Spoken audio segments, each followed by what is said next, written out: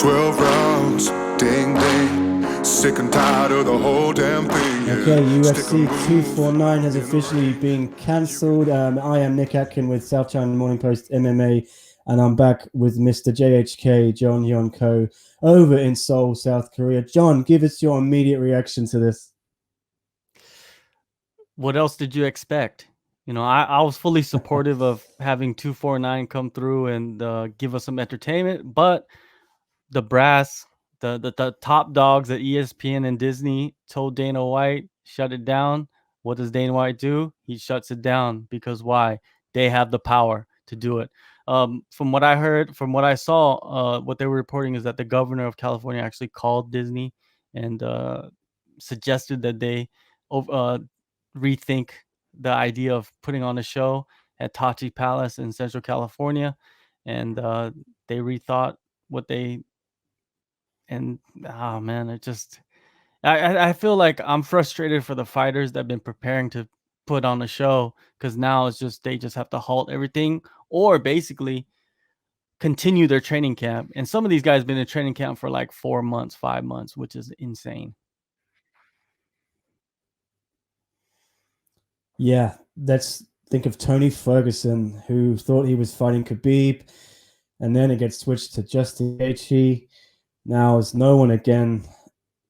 He's probably going to be the most frustrated of anyone on that card, right? Oh, definitely, definitely.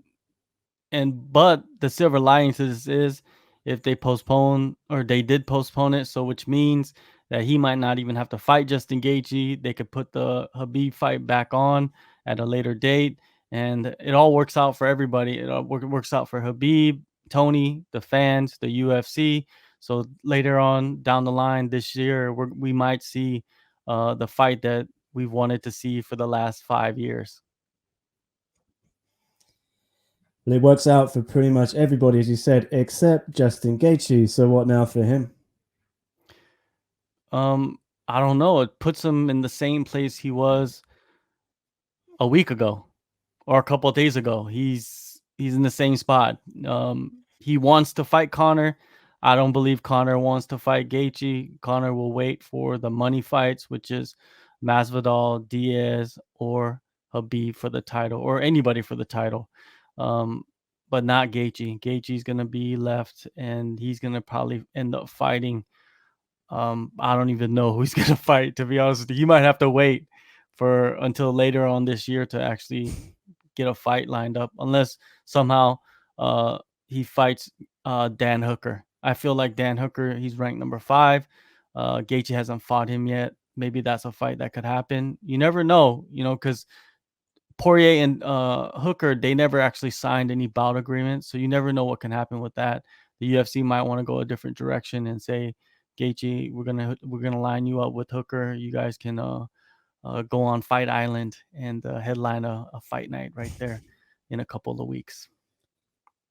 Yeah, as you say, Fight Island it's still on. It's not been scrapped. It's just the shows that we're going to be at the Tachi Palace Casino on the Native American lands. So, yeah, when are we going to be seeing these crazy island fights? Is there a timetable you've seen? Yeah, in the interview with Brett Okamoto of ESPN, I believe Dana White said within a month that the facilities will be ready for Fight Island, and he'll be ready to put on shows on ESPN. But that raises a few questions right there. Is ESPN going to allow Dana White to put on shows when they didn't allow him to put on a show for 249?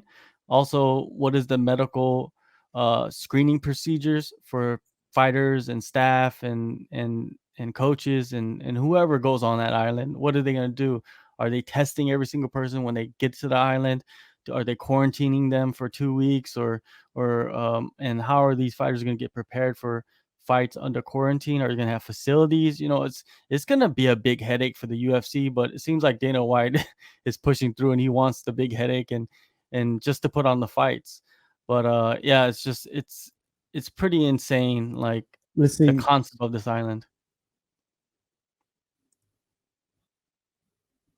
It is, yeah, but it looks like the decision was made. It was taken out of Dana White's hands, out of the UFC's hands, came from above. And it was only because they didn't have to fulfill that contractual obligation of a certain number of events every year. So if that's now off the table, do you think we only put on one show a month on this island, or are they going to try and do one every week?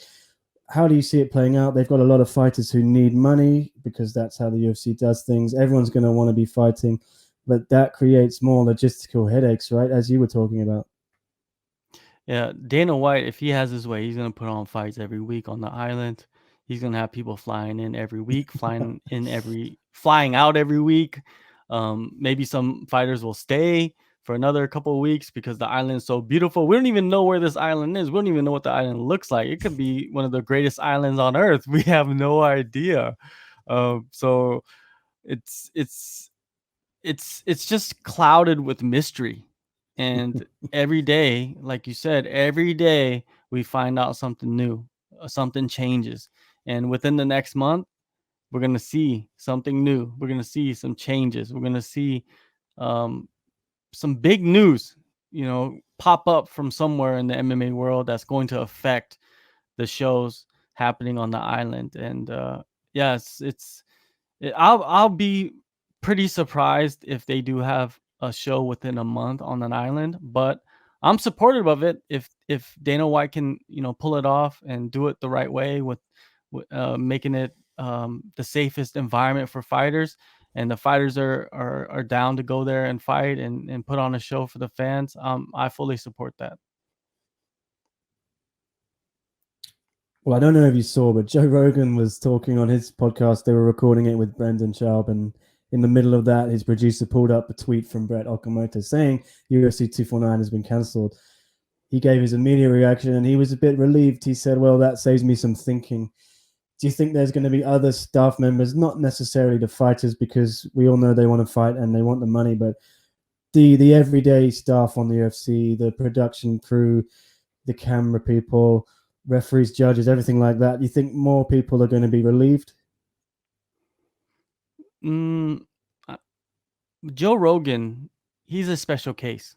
The reason why is he has one foot out the door, and he gets paid ridiculous amounts of money, and he has something else that he does. He's a comedian. He has this podcast, which is probably the most successful podcast in the history of podcasting.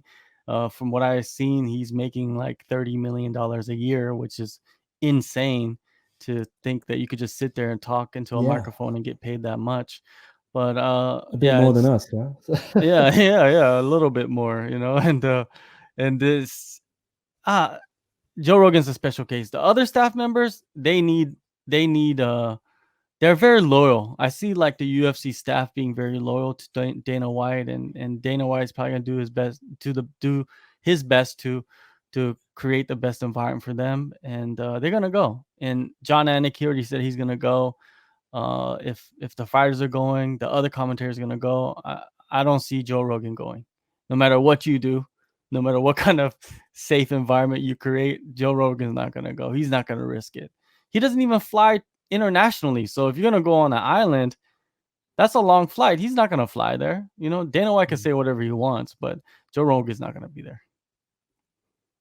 All right. Well, thanks for talking to us, John. As always, we'll see what other crazy stuff happens in the next few days. I'm sure there'll be another twist, another turn. Anyway, tell us how we can check out your stuff. All right, just check me on Twitter, Facebook, and Instagram at JHKMMA. And I got an interesting interview that I did with one of the best fighters out of Myanmar. Check that out. He talks about the struggles of being an actual fighter in the country, and of course, this COVID-19 situation out there.